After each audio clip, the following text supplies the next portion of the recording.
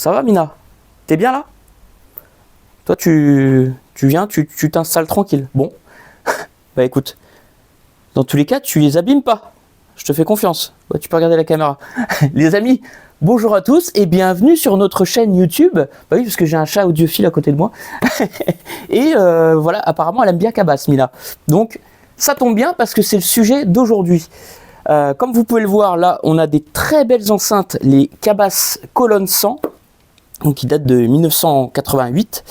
Et d'ailleurs, on va les présenter avec Christophe. Donc, je vais épargner la partie technique qu'on se réservera de faire avec Christophe.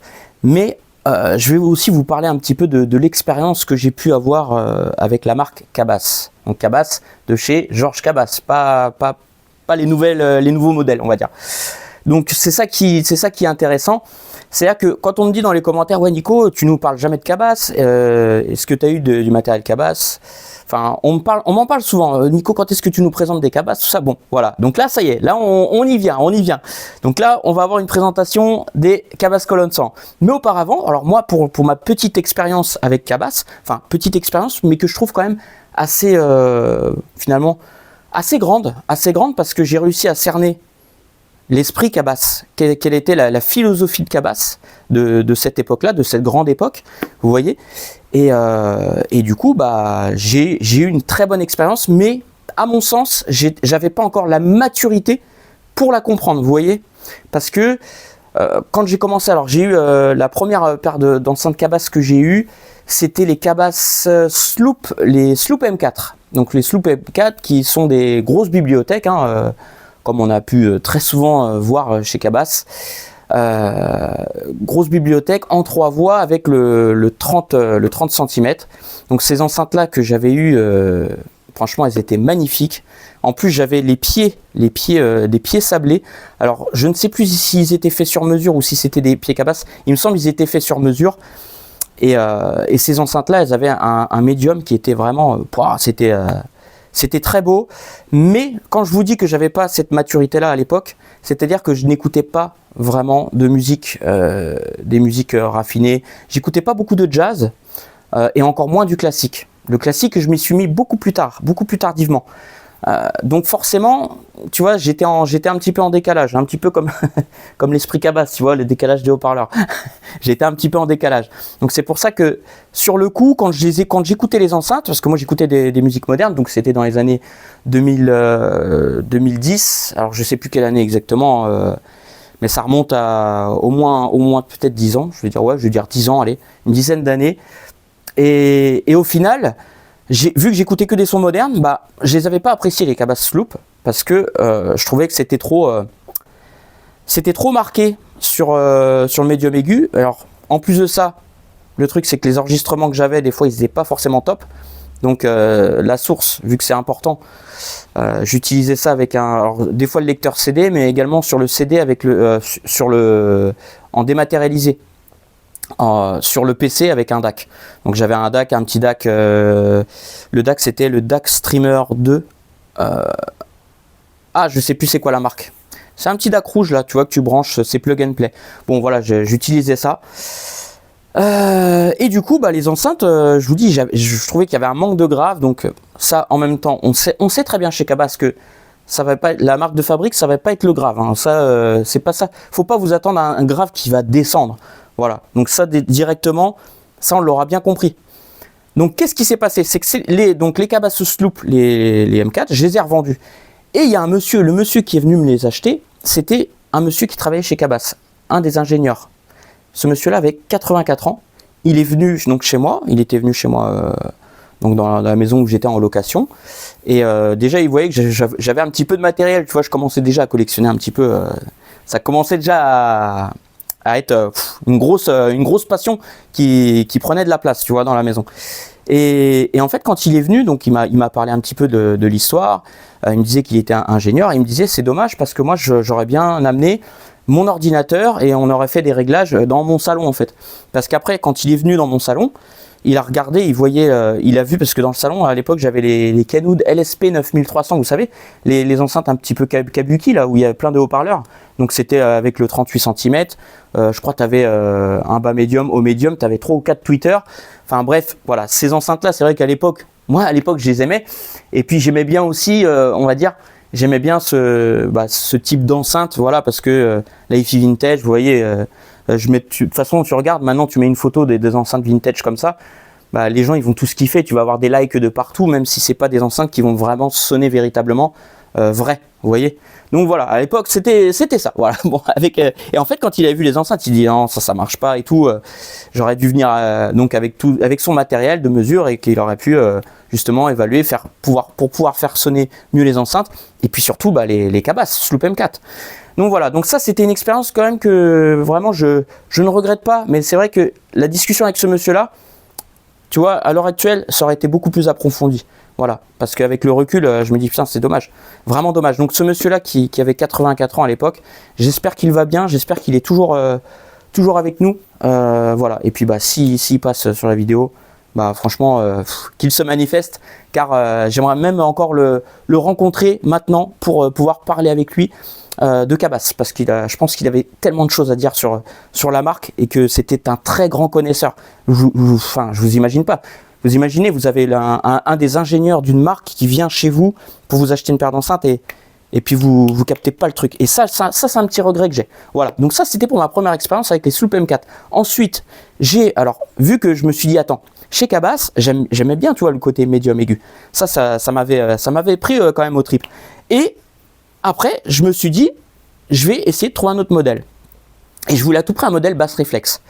Alors, qu'est-ce qui s'est passé? Je me suis orienté vers des cabasses escadres. Et les cabasses escadres, ça, c'était pour moi le Graal, on va dire, entre guillemets, un petit Graal de chez Cabas que j'étais très content d'avoir. Parce que, alors, en plus, les gars, je vais vous dire, les enceintes, j'ai été les chercher à la Courneuve. J'étais avec ma femme les chercher à la Courneuve. Je peux vous dire que c'était assez incroyable. C'est incroyable. On m'a dit, autant Nico, t'es complètement cinglé d'aller à leur Courneuve acheter des enceintes. Et j'ai été chercher des enceintes chez un Russe. Je me rappelle, il parlait pas du tout bien français et tout. Tu sais, tu te dis, quand tu rentres dans l'appart, tu te dis, attends, est-ce qu'il va pas fermer le loquet et te faire un truc de malade, tu vois? Que tu sais, t'étais pas en confiance. Bon, après, ça s'est bien passé. Toi qui m'a fait écouter les enceintes, j'ai dit, bon, bah, je vous les prends. En plus, à cette époque-là, je les avais pas payés bien cher. Voilà. Et du coup, bah, j'étais redescendu. Alors, on se baladait carrément dans la grande cité, en plein milieu de la cour, avec les enceintes comme ça et tout. C'était du délire. Franchement, les gars, je vous dis, c'était du délire.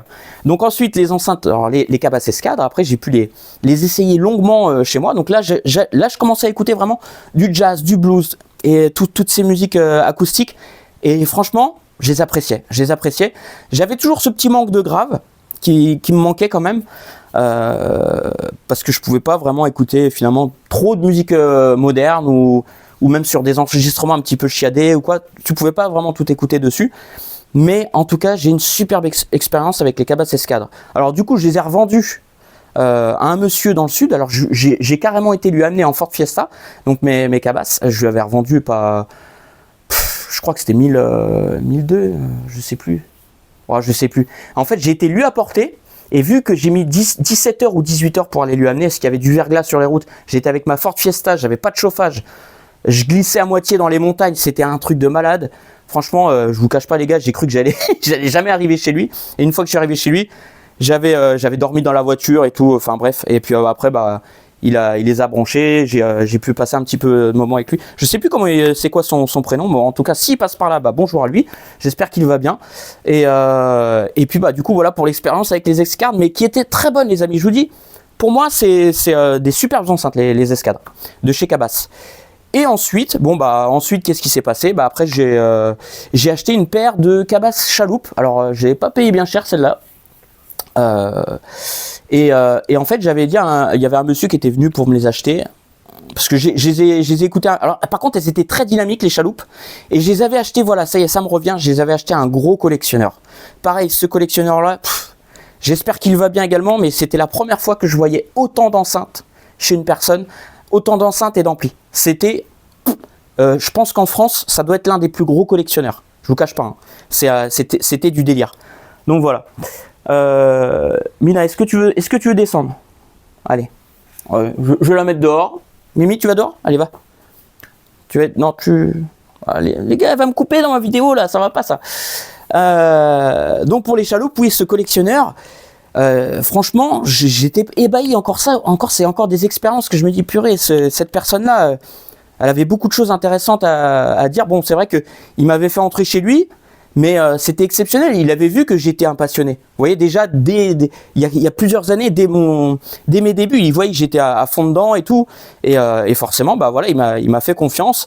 Il m'a montré tout ce qu'il avait. J'étais comme un gosse. Franchement, je vous dis, les gars, cette personne-là, j'aimerais bien la revoir. J'aimerais bien la revoir, même en intimité, sans caméra ou quoi. Voilà, pas besoin de faire de reportage, mais revoir. Et enfin voilà, il avait tellement de matos de malade. Enfin, c'était incroyable. Franchement, je vous cache pas, j'en ai vu des choses dans ma vie. Hein. J'ai vu beaucoup de choses, hein. Mais c'est vrai que j'en parle pas spécialement. Et donc les chaloupes. Alors elles, j'avais dans mon appart, dans une maison appartement. Donc c'est vrai que là, j'avais pas beaucoup de place. Donc les chaloupes, je les aimais bien. Mais bon, voilà, après je me suis dit non, je vais pas les garder. J'avais beaucoup trop d'enceintes. C'est ça le problème, c'est que j'avais trop d'enceintes par rapport à l'espace réduit que j'avais. Donc j'avais juste une chambre, fallait que je monte les enceintes. Au premier, j'avais pas beaucoup de place. Et je peux vous dire que quand il fallait soulever les Infinity Kappa, là, qui font 63 ou 64 kilos, les monter à l'étage et machin et compagnie, je m'étais bien ramassé le dos, tu vois, quand même. Et du coup, c'est pour ça que j'avais un petit peu vendu des enceintes. Et les chaloupes, justement, je trouvais qu'elles sonnaient très très bien. Elles avaient un son que franchement j'aurais marié avec du tube. Et ça, j'avais pas d'amplitude à l'époque, mais à l'heure actuelle, eh ben j'aurais fait avec du tube. C'est pour ça les gars que les colonnes 100, je vais vous faire un petit test là ce soir. Je vais vous faire un petit test avec mon ampli à tube consonance, que vous voyez un petit peu le résultat. Même moi, j'ai même pas écouté, le résultat avec les colonnes 100, avec le tube. Mais c'est mon avis. Je me dis, vu la sonorité qu'elles ont, je pense qu'avec le tube, ça va superbement bien se marier. Vraiment, ça va être quelque chose. Donc voilà pour mon expérience avec Cabas. Donc c'est vrai que je les ai revendus. Vous voyez un petit peu, ça a été un petit peu à contre-courant. Alors moi, ce que je voudrais aussi vous parler chez Cabas, c'est-à-dire qu'on dit souvent la grande époque de Cabas, c'était à l'époque de Georges Cabas. Mais j'aimerais bien voir aussi ce qu'ils font maintenant. C'est-à-dire qu'il y a des cabasses que j'aimerais bien essayer, notamment les cabasses iroises. Alors iroise 3, celle-là, ça me plairait vraiment de les essayer. Voilà, parce que je me dis, pourquoi Cabas a été tant dénigré pour les modèles actuels comparé à avant. Alors certes, ça ne va pas être pareil. On se doute bien que ça ne va pas être pareil. Tu vois, des fois, les concepteurs, vu que ça change de concepteur, tout ça, la maison... il y a des changements de dirigeants, tout ça. Ça va changer de typologie de son, parce qu'après on est dans l'ère du home cinéma aussi, donc il y a tout ça à prendre en compte. À l'époque, dans les années 70, voilà, il n'y avait pas l'optique, le numérique de partout, voilà, il n'y avait pas tout ça. Donc c'est pour ça que quand on se réfère avec Cabas, on dit Cabas, souvent Cabas il mettait un orchestre et en fait à côté il faisait jouer ses enceintes, pour justement voir que c'est la réalité, le son il est réel en fait, et que ça représente bien les instruments, la vérité sonore en fait. Donc voilà, bon ça après, tout ça c'est des choses que moi j'aurais bien aimé vivre, mais bon, dans tous les cas, voilà, je suis déjà très content de pouvoir déjà essayer vous faire une petite vidéo sur les cabasses, et je pense que ce sera que le début, parce qu'il y aura d'autres cabasses qui seront en présentation également, notamment les... Pousse-toi Mina, vas-y, allez. Elle veut trop les cabasses, notamment les cabasses Clipper. Alors les cabasses Clipper M2 ou je sais plus si c'est M2 M3 d'un ami également. Donc on vous fera une présentation, on les écoutera même, et voilà. Mais sachez les gars qu'il y a encore une longue expérience qui nous attend. Je vous le dis, avec Cabas il va y avoir des choses. Donc ceci, et donc là alors maintenant, dernière chose, avant de vous faire les écoutes, par rapport à Cabas. Mina, je vais te mettre dehors parce que, tu vois, elle est chaque hein.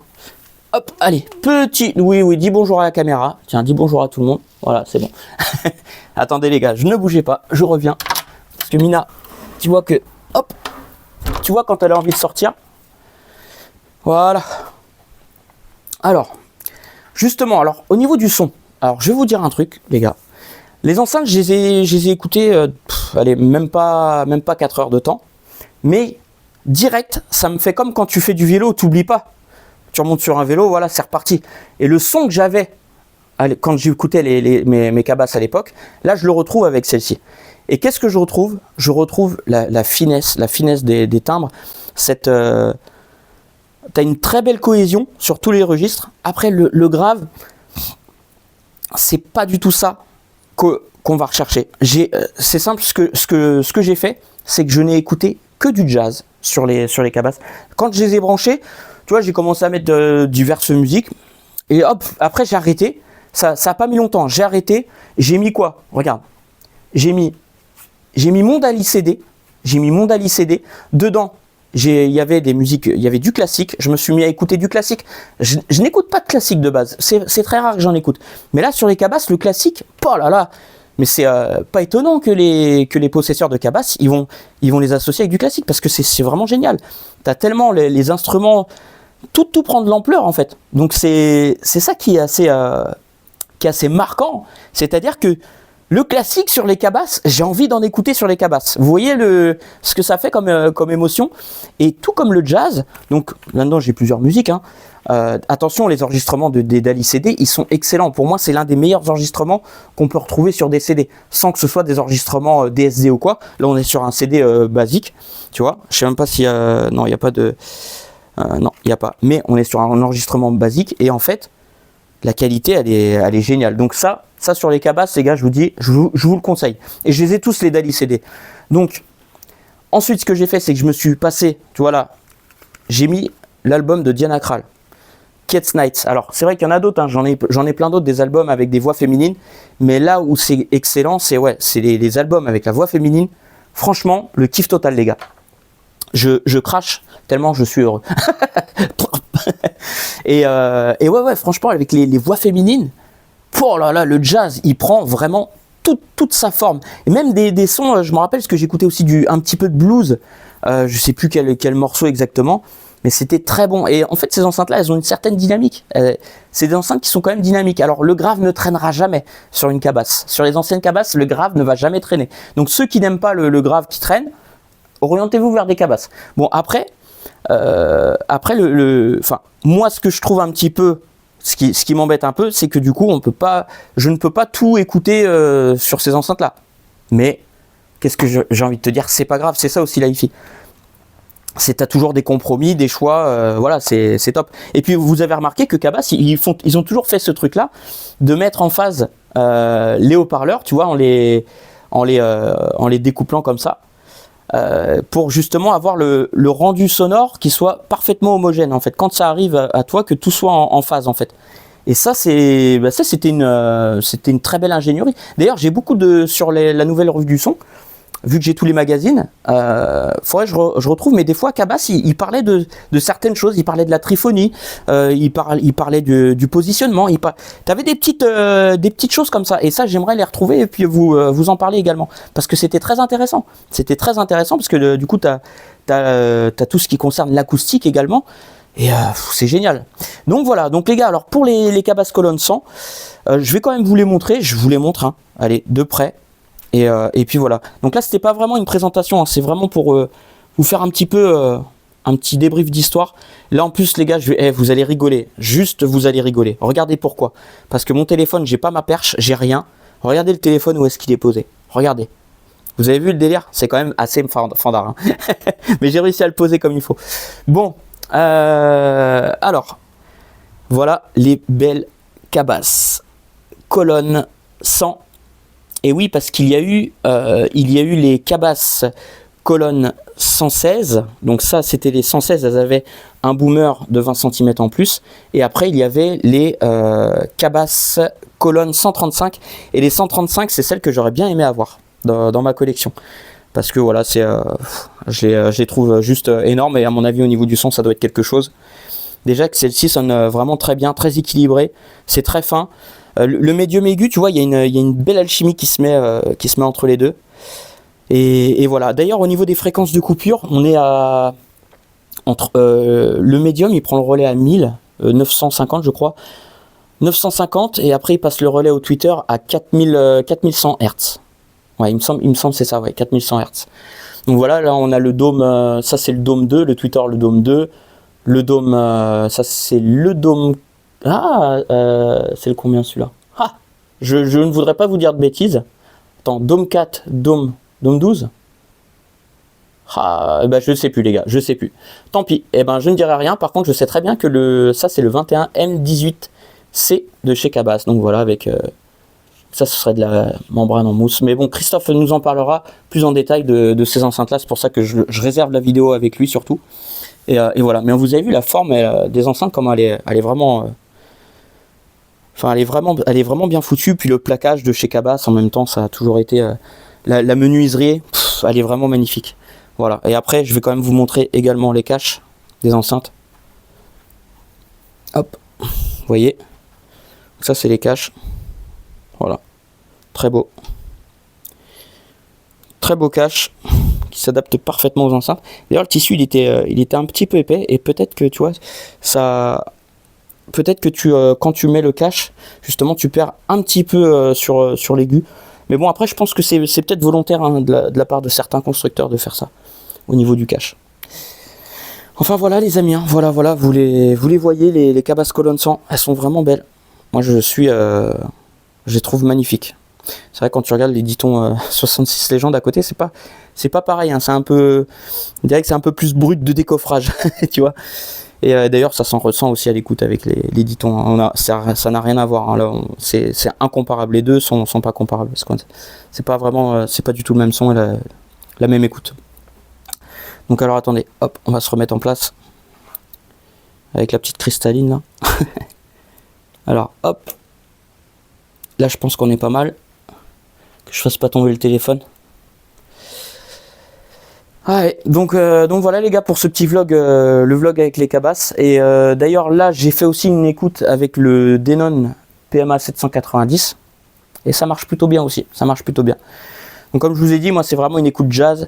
Quand j'écoute les Cabas, je suis vraiment en mode détente. Et ce qui est bien avec ces enceintes là, c'est que à bas volume, voilà, ça s'écoute vraiment tranquillement. Et c'est pour ça que je comprends aussi également les possesseurs des enceintes Cabas qui font souvent des écoutes de chambrée.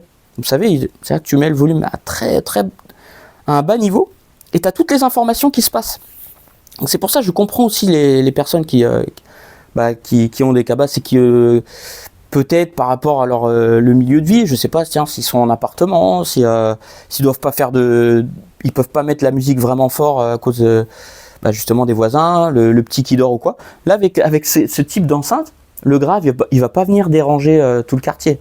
Ça, tu peux être tranquille là-dessus. Donc voilà. Mais en tout cas, j'ai une belle expérience avec Cabas et qui demande juste à être un petit peu plus poussé maintenant que voilà, que j'ai pu les écouter et voilà. Et peut-être même pourquoi pas, si Cabas passe par là, pourquoi pas visiter l'usine Cabas ou je sais pas, ou essayer leur nouveau modèle, voilà, pour histoire de renouer un petit peu avec cette marque-là, voilà, qui est quand même une marque iconique de la hi-fi française, faut pas l'oublier. Donc voilà, et au passage, grand respect à Monsieur Georges Cabas qui a fait qui est comment dire, qui est un ponte de la hi-fi française, faut pas l'oublier, malgré avec d'autres bien sûr d'autres marques qui sont des grandes figures de la hi-fi française également. Donc voilà, et j'espère que cette petite vidéo là vous a plu les gars, hein. C'était voilà, une petite vidéo où je vous raconte un petit peu ma vie, je vous parle un petit peu de tout ça, mon expérience, et voilà. Mais dans tous les cas, n'oubliez pas, les Cabas c'est pas fait pour faire du boom boom, c'est pas fait pour mettre les watts à fond ou quoi, c'est des enceintes vraiment, on est dans le raffinement, voilà, c'est le raffinement à la française, j'ai envie de dire, voilà. Bon allez, sur ce je vous laisse. Et puis je vous dis à très vite, n'oubliez pas de vous abonner, de liker, de commenter, et surtout dites-moi un petit peu chez Cabas, quelle est votre expérience avec Cabas, si vous avez des Cabas modernes, ou alors si vous avez des vieilles dondons, notamment, je sais pas moi, tu vois, j'aimerais bien avoir des Cabas Galion, des Albatros, des Goélands, tu vois, là on commence à taper dans du lourd, hein, Cabas, je sais pas, Cabas Petrel, Cabas Yaoul, enfin j'ai plein de noms qui me viennent en tête là d'un coup et ça y est, ouais, ça me donne des frissons, j'ai envie d'essayer, j'ai envie de pouvoir goûter à toutes ces sucreries. Bon allez les gars, sur ce je vous laisse et je vous dis à très vite, allez ciao ciao.